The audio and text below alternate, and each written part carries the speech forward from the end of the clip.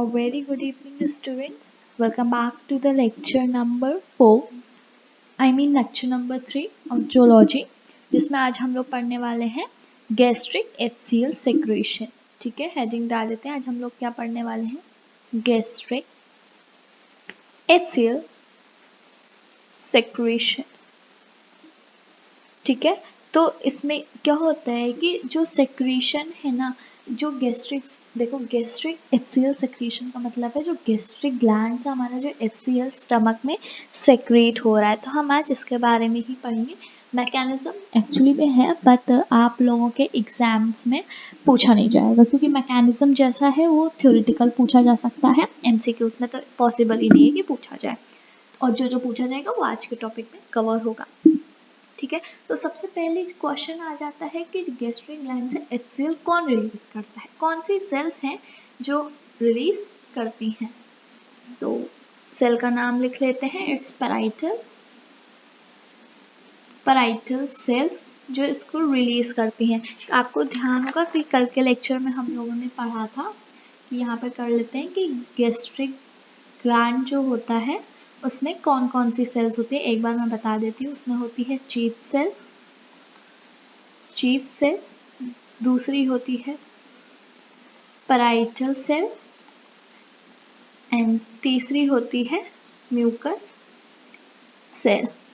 Chief cell है उसको हम लोग जाइमोजेनिक सेल भी कहते हैं और पेप्टिक सेल भी कहते हैं, कि पेप्सिनोजेन मतलब कि पेप्सिन रिलीज करती हैं. ठीक है, ये पेप्सिनोजेन और पेप्सिन में अंतर क्या है कि ये इनएक्टिव फॉर्म है, फिर ये जो HCl रिएक्ट करती है इसके साथ रिएक्ट करके पेप्सिन बनाता है. ठीक है, तो और ये म्यूकस मतलब म्यूसिन रिलीज करती हैं. I hope you will get it कि ये 3 तरह की गैस्ट्रिक ग्लैंड में सेल्स होती हैं. तो HCl हमारे गैस्ट्रिक ग्लैंड में पैराइटल सेल्स के थ्रू रिलीज होता है. ठीक है, और देखो अब इस जो ग्लैंड है, ठीक है, इस जो ग्लैंड है वो और जो ये सेल्स हैं, मतलब ग्लैंड के अंदर ये जो सेल्स हैं वो लार्ज नंबर ऑफ कैनिकुलस कंटेन करती हैं. सेवरल लार्ज इनके अंदर पास होते हैं, सेवरल लार्ज कैनालिक्यूलस जो कि क्या करती है HCl को डायरेक्टली ल्यूमेन में भेज देती हैं. ट्रांसफर, इसकी वजह से जो HCl है transfer HCl direct to the lumen of gastric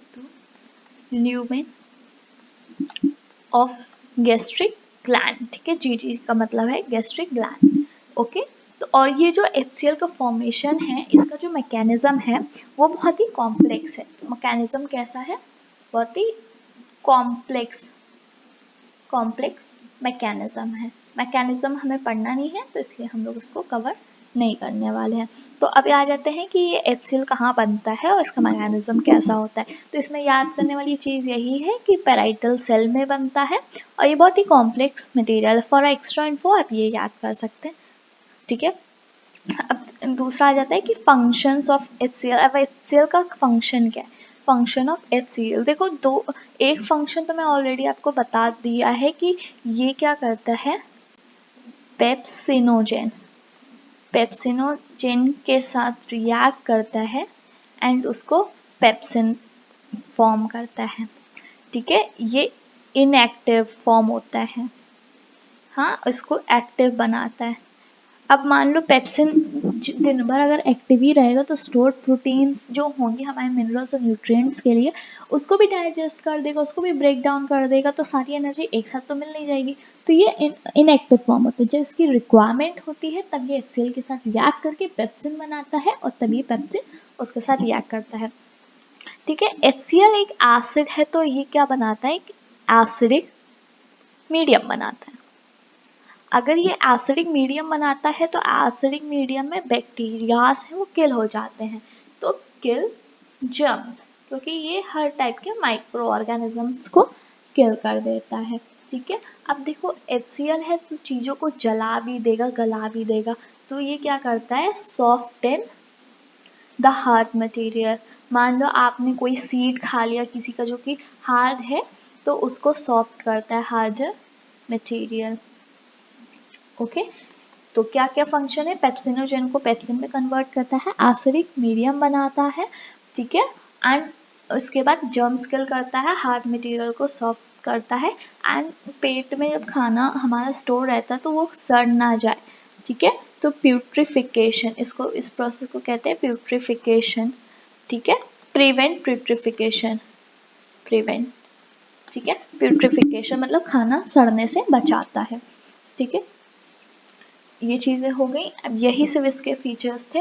और हाँ, ये पेप्सिनोजेन के साथ साथ एक प्रोरेनिन एंजाइम, यकीन इसका इनएक्टिव, ये क्या है, इसका इनएक्टिव फॉर्म है, उसको क्या करता है, एक्टिव बनाता है, रेनिन एंजाइम, रेनिन एंजाइम में कन्वर्ट कर देता है। ओके, एंड तो यहाँ तक हमारा HCl कंप्लीट हो गया है। अब हम लोग आ जाते हैं अपनी दूसरी एंजाइम के बारे में, दैट इज पेप्सिन। अब हम लोग पेप्सिन के बारे में पढ़ते हैं। देखो, P for pepsin, P for protein, ये हेल्प करता है प्रोटीन डाइजेशन में। प्रोटीन को कैसे डाइजेस्ट करता है, उस मान लो ये एक प्रोटीन है, इसको स्मॉलर पार्ट्स में करना है तो ये ब्रेक करेगा, तो ये क्या करता है कि पेप्टाइड बॉन्ड को तोड़ देता है, ब्रेक पेप्टाइड बॉन्ड, ये पेप्टाइड बॉन्ड को तोड़ देता है, प्रोटीन को पेप्टोज में चेंज कर देता है, चेंज इनटू पेप्टोज, प्रोटीन को पेप्टोज में कर देता है, ठीक है। और पेप्सिन का जो इनएक्टिव फॉर्म है, पेप्सिन का जो इनएक्टिव फॉर्म है pepsinogen, pepsinogen inactive form, inactive form है, ठीक है। यहाँ से हमारी पेप्सिन का हो गया है। फिर हम लोग आ जाते हैं अपनी नेक्स्ट एंजाइम, दैट इज रेनिनिन, ठीक है। रेनिनिन ये क्या करता है कि रेनिनिन एंजाइम है ना, ये जैसे मिल्क है, ठीक है, मिल्क को कर्ड में कन्वर्ट कर देता है, तो कर्डलिंग करता है, कर्डलिंग ऑफ मिल्क, ठीक है। तो देखो, सबसे ज़्यादा दूध कौन पीते हैं, इन्फेंट्स पीते हैं, बच्चे पीते हैं, छोटे छोटे जो बच्चे होते हैं, हाँ। तो इट्स डाइजेशन, किसके डाइजेशन में हेल्प करता है, डाइजेशन ऑफ इन्फेंट, इन्फेंट जो होते हैं उनके डाइजेशन में हेल्प करता है, digestion of milk in infant, ये लिख लो, digestion of milk in infant, ठीक है, वो करता है। और ये अगर कर्डलिंग और मिल्क कर रहा है, मेनली मिल्क डाइजेशन में भी हेल्प करता है, मिल्क डाइजेशन, ठीक है। अब ये पता है क्या करता है कि ये जो वर्क करता है, work in presence of active calcium ion के प्रेजेंस में ये वर्क करता है, एक्टिव इन कैल्शियम आयन, ठीक है, इसकी प्रेजेंस में ये वर्क करता है। और ये पता है क्या करता है, ये दूध को, मतलब बच्चे जब दूध पीते हैं ना, तब दूध डायरेक्टली एब्जॉर्ब होने लार्ज इंटेस्टाइन चला जाएगा, क्योंकि लिक्विड है, वहीं एब्जॉर्ब होगा, तो बच्चे को दोबारा भूख लगाएगी, तो वो उसको रोकता है पेट में, ताकि बच्चे को तुरंत भूख ना लगे, ठीक है, तो ये पेट में भी रोकता है। अब आ जाते हैं अपने तीसरे एंजाइम पे, दैट इज लाइपेज, जो हमारा गैस्ट्रिक ग्लैंड रिलीज करता है, ठीक है। तो lipase, L for lipase, L for lipid, तो ये help in the break down of lipid, ये लिपिड को ब्रेक डाउन करता है, ठीक है, इसे बहुत इजीली याद हो जाना है। ये क्या करता है, थर्ड ईस्टर बॉन्ड ब्रेक करता है, ईस्टर बॉन्ड ब्रेक, ये लिपिड का थर्ड ईस्टर बॉन्ड ब्रेक कर देता है, ठीक है, अब यहाँ तक हमारा सारे एंजाइम्स हो गए जो भी गैस्ट्रिक ग्लैंड्स के हमारे एंजाइम थे।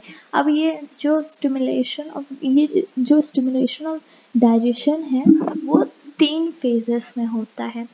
हेडिंग डाल लेंगे स्टिमुलेशन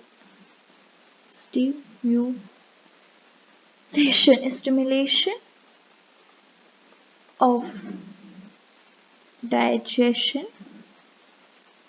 ये होता है 3 फेजेस में। ठीक है, 3 फेजेस में होता है। सेफालिक फेज, ठीक है, दूसरा है गैस्ट्रिक फेज, एंड तीसरा है इंटेस्टाइनल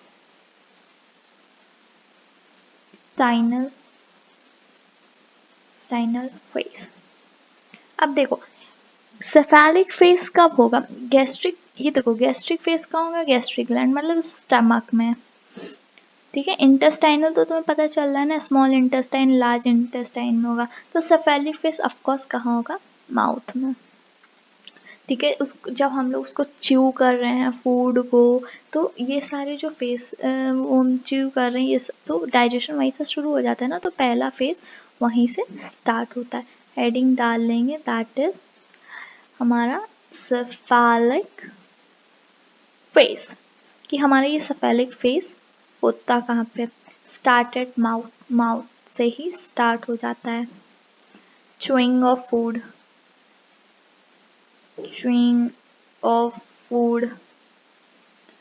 एक्शन, इसमें क्या आ जाता है? Action of salivary gland. ठीक है, ये सब इसमें आ जाते हैं। ठीक है, तो एंड इसका जो देखो अब सेफेलिक फेज में जो सेक्रेशन है वो secretion is purely natural.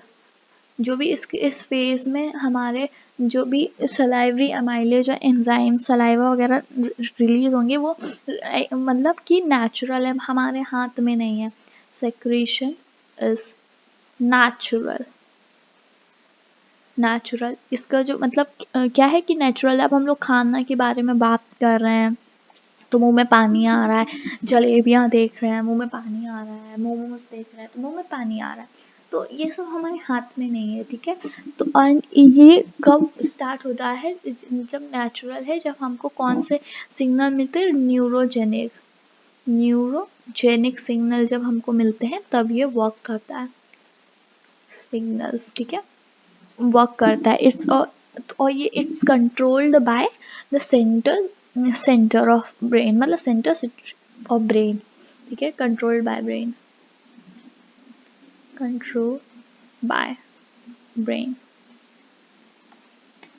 Brain के थ्रू ये कंट्रोल होता है। ठीक है, तो अब ये हो गया। अब हम लोग आ जाते हैं अपने दूसरे फेज में, that is gastric phase.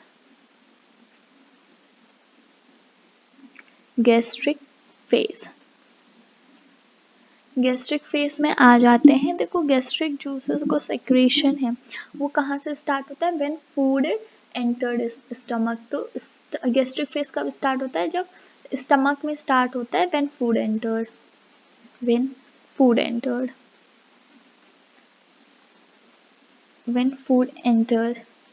Okay, ठीक है, और ये क्यों होता है? Due to gastric hormones.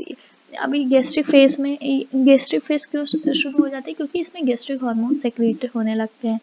ठीक है, गैस्ट्रिक हार्मोन्स की वजह से।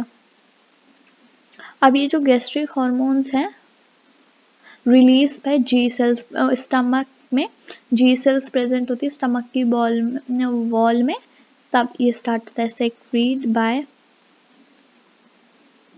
Bye G cell present in wall of stomach. Stomach के वॉल में जी सेल्स प्रेजेंट होती है, वो गैस्ट्रिक हार्मोन रिलीज करती हैं जब आपका फूड एंटर्ड होता है। जैसे स्टमक में an actions of gastric juices involve हो जाते हैं, वो तो जो पूरा पीरियड होता है ना इसका वर्क का, उसको हम लोग गैस्ट्रिक जूस कहते हैं। ठीक है, अब गैस्ट्रिक हार्मोन्स जो होते हैं वो कई टाइप के होते हैं। ठीक है, गैस्ट्रिक हार्मोन्स, ठीक है, तो जैसे कि पहला हार्मोन है हमारा गैस्ट्रिन। ठीक है, जैसा कि हार्मोन है गैस्ट्रिन हार्मोन, गैस्ट्रिन हार्मोन। तो अब इसके बारे में पढ़ लेते हैं। गैस्ट्रिन हार्मोन जो है इसके पास 17 अमाइनो एसिड्स होते हैं। ठीक है, इसका जो वेट है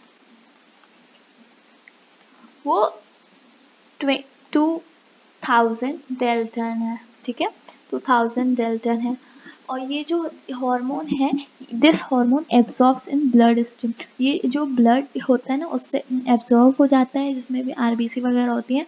फिर ये क्या पहुंचता कहाँ तक, ग्लैंड तक पहुंचता है एंड उसको एक्साइट कर देता है कि वो गैस्ट्रिक जूस को रिलीज करे। मतलब कि गैस्ट्रिन हार्मोन है, गैस्ट्रिन हार्मोन उसको एक आरबीसी ने एब्जॉर्ब किया, एब्जॉर्ब, फिर ये ट्रांसफर हुआ गैस्ट्रिक ग्लैंड में। ठीक है, ये हमारा गैस्ट्रिक ग्लैंड है, गैस्ट्रिक ग्लैंड है, इसमें एक्शन हुआ और हमारे गैस्ट्रिक जूसेस रिलीज हो गए, रिलीज। ठीक है, इतना क्लियर हो गया। अब तीसरा फेज हमारा एंड लास्ट फेज हमारा आ जाता है, that is interstitial phase. Intestinal है, स्टिशियली it's intestinal phase. Intestinal phase है, the presence of fluid in duodenum can cause a stomach to secrete a gastric juice. ठीक है, तो and a small amount due to hormone। अब देखो इस phase में क्या होता है, जब आपका फूड ड्यूडेनम में होता है। ठीक है, ड्यूडेनम वो पार्ट है जहाँ जो पेट को और स्मॉल इंटेस्टाइन को जोड़ के रखता है। ठीक है, अब ये जब वहाँ पे प्रेजेंट होता है ना, तो ये स्टमक, देखो ये ड्यूडेनम, पहले तो ये लिख लो कि ड्यूडेनम में जब फूड आता है तब ये फेज स्टार्ट होता है।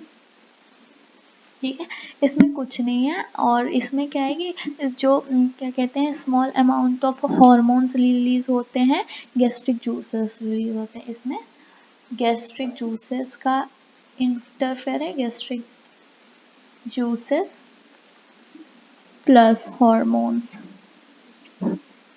ठीक है, तो यहाँ तक आपका डाइजेशन इन स्टमक एंड होता है। अब आ जाते हैं digestion in small intestine.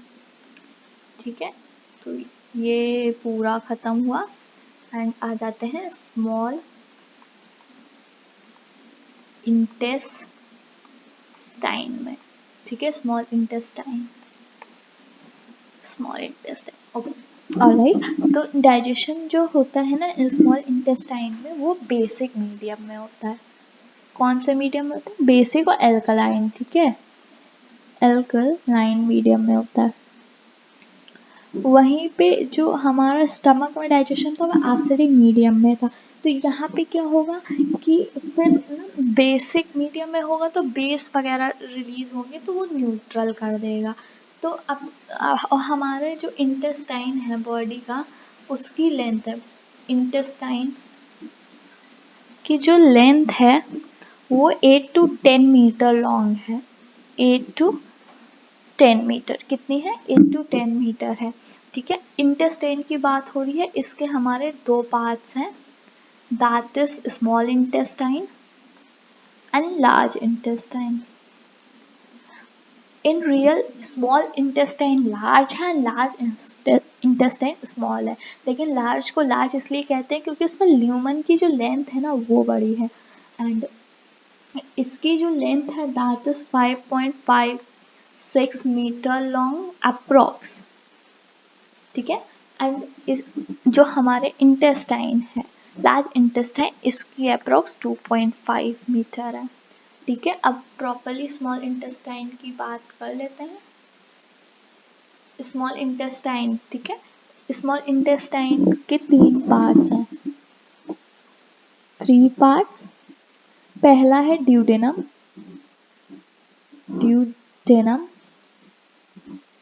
that is 25 centimetre only. दूसरा पार्ट है जिजिनम, नाम बड़े अजीब है लेकिन ये सब तो पढ़े हुए होंगे। एंड इल्यूमेन, इल्यूमेन तीसरा, ठीक है, इसकी लेंथ 2.5 है एंड इसकी 3.5। इट्स मीटर, सेंटीमीटर नहीं, इट्स सेंटीमीटर, 25 सेंटीमीटर, ये सेंटीमीटर ही है, ये दोनों मीटर हैं, ठीक है, इतना क्लियर हो गया। तो इसमें कैसे इंटेस्टाइन में, देखो पहली बात तो इसकी ये नोट कर लो, स्मॉल इंटेस्टाइन जो है इसलिए कहा जाता है because lumen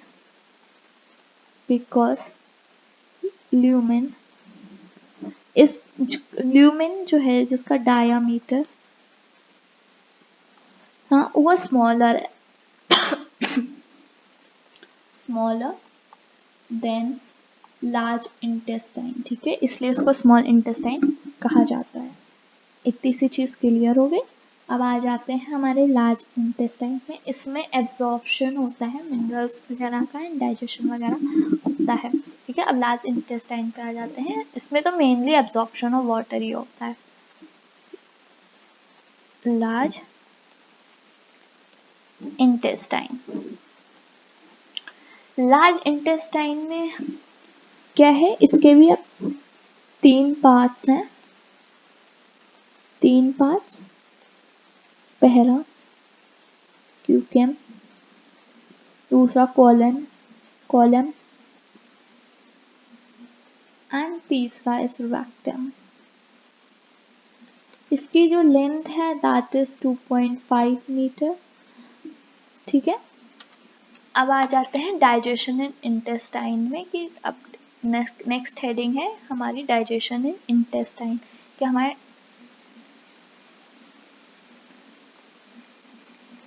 digestion in intestine, digestion in intestine. देखो अब क्या होता है जब काइम है, क्योंकि पेट तक खाना आ गया है, उसमें गैस्ट्रिक जूसेस हो ऐड ऑन हो गए हैं। देखो एक चीज याद रखना, what is this, gastric juices plus food को हम लोग काइम कहते हैं।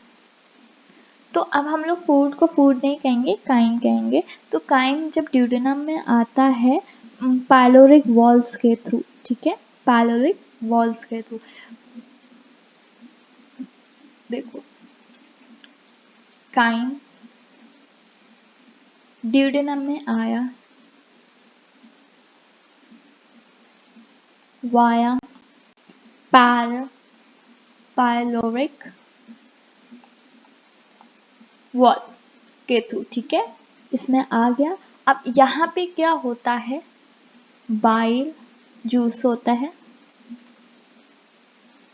प्लस पेनक्रियाज होता है।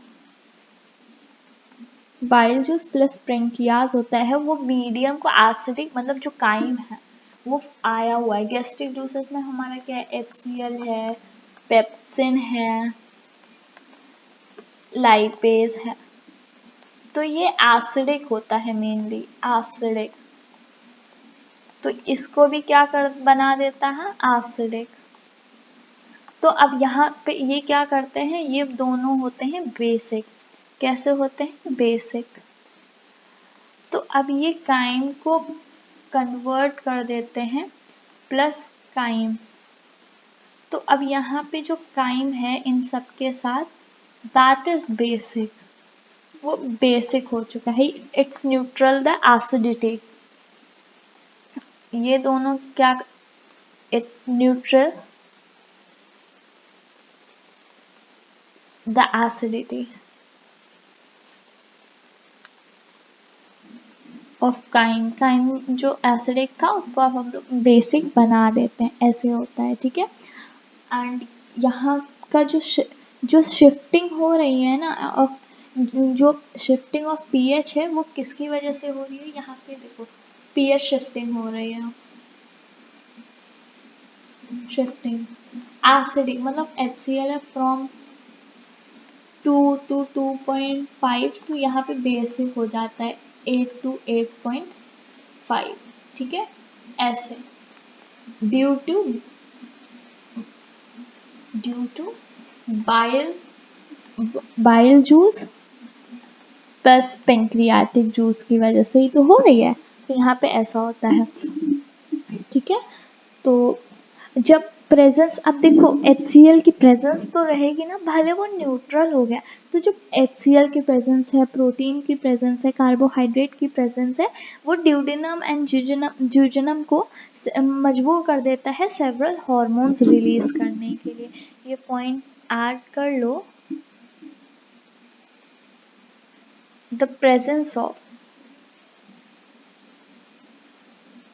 HCl हो गया, ठीक है, प्रोडक्ट ऑफ प्रोटीन्स, जो भी हमारे प्रोडक्ट ऑफ प्रोटीन्स हैं, product of proteins, product of proteins, carbohydrates, ठीक है, ये क्या करते हैं, it's stimulate duodenum and jejunum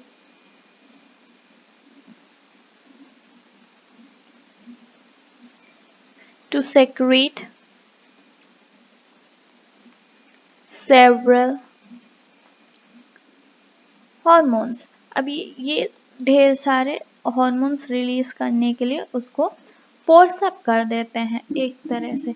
तो हार्मोन जो सेक्रीट होते हैं वो कौन कौन से, उनके बारे में भी हमें पढ़ना है। पहला तो हमारा है गैस्ट्रिक हार्मोन, ठीक। गैस्ट्रिक हार्मोन क्या होता है, ये हमने पहले ही बता दिया था, जी सेल रिलीज करती है स्टमक की वॉल से, जी सेल स्टमक वॉल, ठीक है, स्टमक वॉल, ठीक है। दूसरा हम लोग को थोड़ा थोड़ा पढ़ना है, दूसरा है हमारा secretin, secretin, it's secretin hormone, H for hormone, ठीक है, बार बार नहीं लिखूंगी पूरा। अब इसमें पता है कितने अमाइनो एसिड्स होते हैं, 27 अमाइनो एसिड, क्योंकि अमाइनो एसिड्स पूछा जा सकता है। इनका वेट होता है 3400 डेल्टन, ओके। इसमें क्या होती है, ये किससे रिलीज होते हैं, delta cells of duodenum and jejunum, delta cell of duodenum and jejunum, ठीक है, इनके वाया सेक्रीट होता है। और ये क्या, ये जो सेक्रीटिन है ये क्या रिलीज करते हैं, थिन, मतलब क्या स्टिमुलेट करते हैं, देखो हार्मोन कभी कुछ रिलीज नहीं करता, ये गैस्ट्रिक ग्लैंड्स को ऑर्डर्स टाइप देता है, वर्क करवाता है, तो ये रिस्पॉन्सिबल होता है thin and watery pancreatic juice के रिलीज होने में, ठीक है, वाटरी पेनक्रियाटिक जूस, ऑलराइट। अब आ जाते हैं दूसरा, that is GIP, it's not RIP, it's GIP, जिसका फुल फॉर्म है gastro inhibitory peptide, gastro inhibitory peptide, ठीक है। तो अब इसके बारे में पढ़ लेते हैं। इसके पास 43 अमाइनो एसिड्स होते हैं, secreted bye K cell of duodenum, K cell of duodenum and jejunum, okay। ये अब देखो इनिबिटरी है तो ये इनिबिट करता है secretion of gastric juices, inhibit secretion of gastric juice, gastric juices। ठीक है, अब आ जाते हैं आगे हम लोग मोटालिन। ठीक है, मोटालिन दैट इज मोटालाइन, इसके बारे में थोड़ा बहुत पढ़ लेते हैं। इसके बाद 22 अमाइनो एसिड्स होते हैं, 22 अमाइनो एसिड्स। ठीक है, गैस्ट्रिक सेक्रेशन इंक्रीज करता है, इंक्रीज गैस्ट्रिक सेक्रेशन।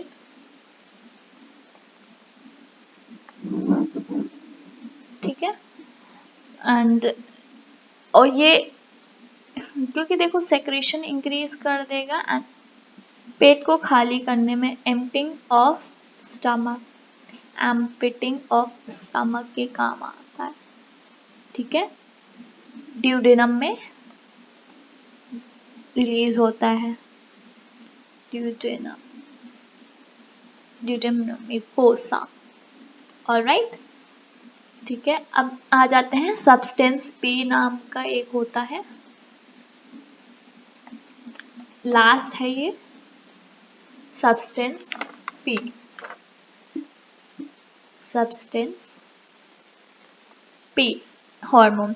ये सब्सटेंस पी हार्मोन्स के इसमें 11 अमाइनो एसिड्स होते हैं। देखो अमाइनो एसिड्स वाले एक बार याद रख लेना किसमें कितने होते हैं। तो अब ये क्या करता है कि जो फंक्शनिंग है, मोटिलिटी और द मूवमेंट है हमारे स्मॉल इंटेस्टाइन का, उसको इंक्रीज कर देता है। ठीक है, increase mortality of small intestine. तो ये कुछ हार्मोन्स थे जो कि रिलीज होते हैं, ठीक है, हमारे इंटेस्टाइन में, एंड कौन क्या है उसके बारे में हम लोग ने यहाँ क्लियर कर लिया है।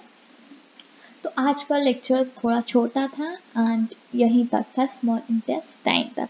अभी भी आगे कुछ थोड़ी बहुत चीज़ें बची हुई हैं, उसको हम लोग कल देखते हैं। ठीक है, फिर हमारा डाइजेशन जो है वो पूरा कंप्लीट हो जाएगा। मैक्सिमम डाइजेशन का कल लास्ट लेक्चर है, लेक्चर 4 लेफ्ट ओवर पार्ट देखेंगे। ठीक है, एंड लेक्चर 5 से हमारा रेस्पिरेशन स्टार्ट हो जाएगा। एक चीज़ CSJMU के बच्चे बिल्कुल ध्यान दे दे, BSc सेकेंड सेमेस्टर वाले, कि जो आपके ये है ना टफ आएगा भाई, पेपर सच में टफ आएगा, बहुत कंफ्यूजिंग भी आएगा। ठीक है, तो स्पेशली ध्यान रखें कि इधर उधर से पढ़ने से अच्छा है, मेरा ना भी समझ में आ रहा हो यार तो भी थोड़ा बहुत इसी से पढ़ लेना, क्योंकि मैं एकदम एक्यूरेट सिलेबस बताऊंगी। इधर उधर कुछ यूनिवर्सिटी में ज़्यादा होता है, कुछ यूनिवर्सिटी में कम होता है, तो उस हिसाब से वेरी करेगा। ठीक है, आगे चल के मैं MCQs वगैरह भी कराऊंगी जो CSJMU के पास्ट ईयर्स में आए हुए हैं। ठीक है, तो लेक्चर 5 में हमारा रेस्पिरेशन स्टार्ट हो जाएगा। कोशिश यह रहेगी कि लेक्चर 8 तक हम ये चैप्टर ख़त्म कर दे, फिर एक 1 शॉट आएगा 2 पार्ट्स में, ध्यान रखना 2 पार्ट्स में आएगा। ठीक है, एक में डाइजेशन, दूसरे में वो। नोट्स के लिए स्काईट्रैप पर टेलीग्राम पेज को फॉलो करो। डाउट पूछना हो तो टेलीग्राम ऑफिशियल्स पे DM करो, इंस्टा पे, जो भी आपका डाउट है, एंड कमेंट कर दो, तो कमेंट का भी रिप्लाई कर दिया जाएगा तुरंत। Okay, thank you. समझ में आ गया? चलो बाय बाय।